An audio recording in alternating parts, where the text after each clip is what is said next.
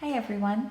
One thing everyone told me when we first moved here was to make sure to document what those first few weeks was like, because over time, we may forget what it was all about or what it was like. So I had taken some notes during that time in my Hobonichi weeks, and then I've also made like a reminder outline here of that first month of how it was when we moved here. So I thought I would document that on these 2 pages, and the layout that I'm going to use is very similar to what you'll see on Little Raven Ink's flip-throughs and also Ali Brown. So I really liked those. They do what they call tip-ins, which I've done before on my others, but one that I hadn't done that I saw in their videos is one where the photos are actually in the middle of the page and you just flip them with some washi tape. So I'm going to do that there. This was just kind of a test page for some inks that I had. And then initially I kind of laid out some squares of where I might want my photos. This one I decided to add a little variety to the page and make it bigger, because this really shows what the downtown streets of Quito look like. These are, I guess in the States we would call them concrete paver stones. And most of the streets here in Quito are made with these. They are actually hand laid and hand packed with sand. There's usually about 2 or 3 workers that will be on the side of the road. They'll have a wheelbarrow full of sand. One is shoveling the sand and another one is packing it really tight. I don't know if it's water. I think it's just water. And then they stick the concrete pavers on top. And so that's how most of the roads are laid here. They are laid by hand. So I thought that photo there with my daughter really showed a typical downtown street here. This is a mall in Kumbaya where they have a coffee shop similar to Starbucks in the States. It's called Sweeten Coffee. So I thought I'd include a picture of that, since that was one of our frequent stops to get a little coffee comfort since while we were transitioning here. And then this photo just shows some of the valleys and things like that here. So all I'm going to do with this one is add some watercolor to it and stick my photos down. I'm probably going to matte this one because I made the rectangle a little too big. So I'll stick some type of matte behind this photo here to make it stand out a little better, since I'm only going to put watercolor on here. So that'll be my process for today. So for my background today, I'm going to use the Peerless watercolor palette that I had made from the Jane Davenport series a while back. I think because of the colors of the pictures, I'm going to go with strictly blues and greens today. And I'm using my Kuretake water brush. This is the large one, the one with a very wide tip.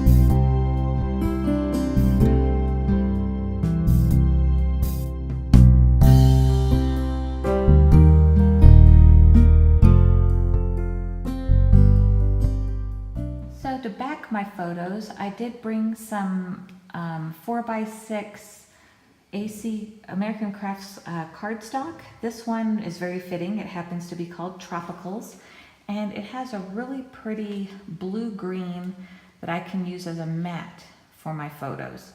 So I'm going to use that color there and create a matte here as well as right here.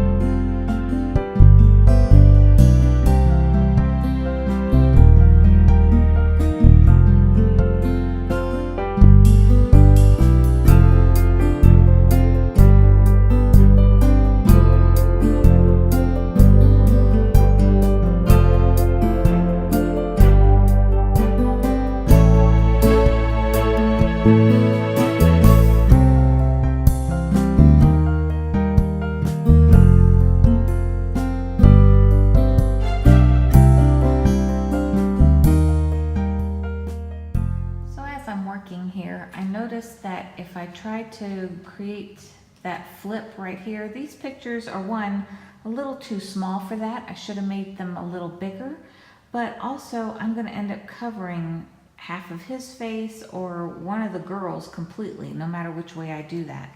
So what I've decided to do instead is to create a flip up here and then flip it up that way.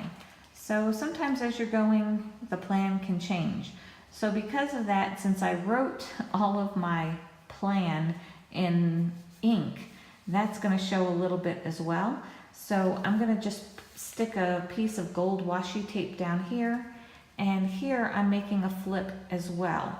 But this is going to have a photo of the girls at a thermal spa here in Ecuador, but they probably don't want that photo shown on the internet. So I am just going to put it under here, and but I'm not going to show it on this video. But that's what will be underneath it. So it's going to flip, and I'll have an extra photo under here. So if you're wondering what the strip of gold tape is down here, that's what that's going to be.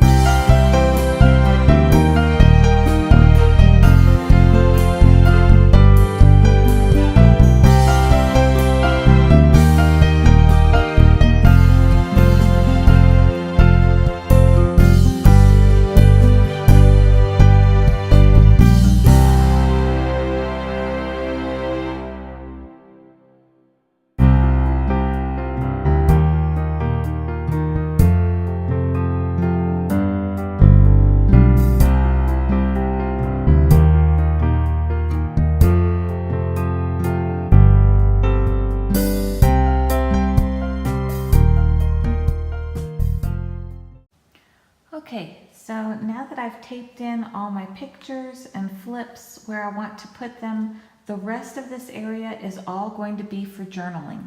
What I'm using today is my Pilot fountain pen, and it's a Pilot Prera. I had seen it on someone's traveler's notebook on Instagram, and I just loved it because it's pink, of course, and then also it's so petite. It's really short. So even when you stack it, it's pretty short. It's interesting. I knew traveling with a fountain pen could be tricky, so I did take the cartridge out before I went on the airplane. So that wasn't a problem.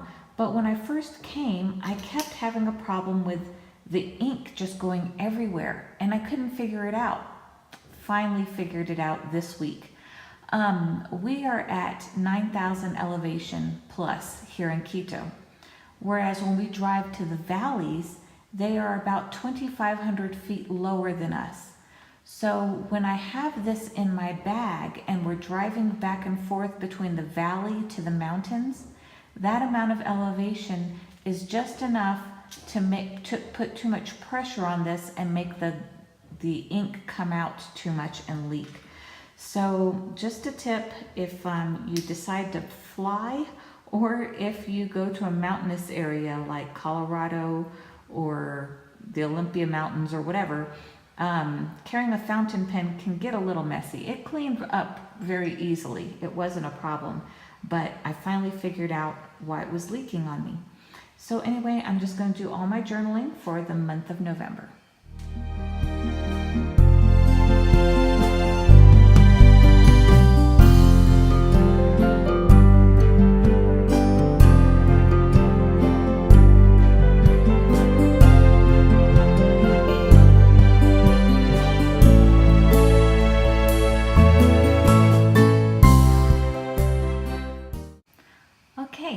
just finished all the journaling, and I was able to document our first month here along with some photos that flip out. And then I just used the Jane Davenport watercolors there. So I really like how it turned out. The watercolor does not add a lot of bulk. It doesn't leak or bleed through to the other side.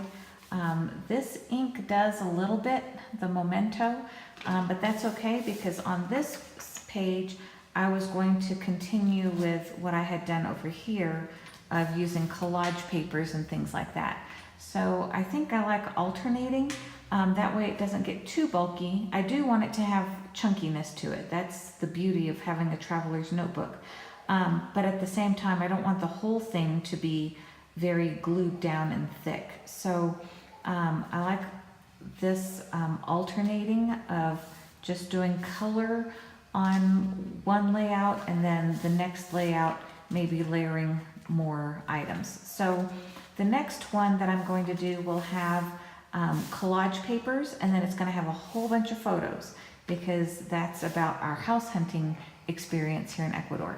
So what I'm going to do now is include some of our first week's photos of here in Tumbaco and Cumbaya. When we first came to Ecuador, those were the first two towns that we were introduced to before we moved into Quito. So you'll get to see some snapshots of what those areas look like here. Thanks for watching.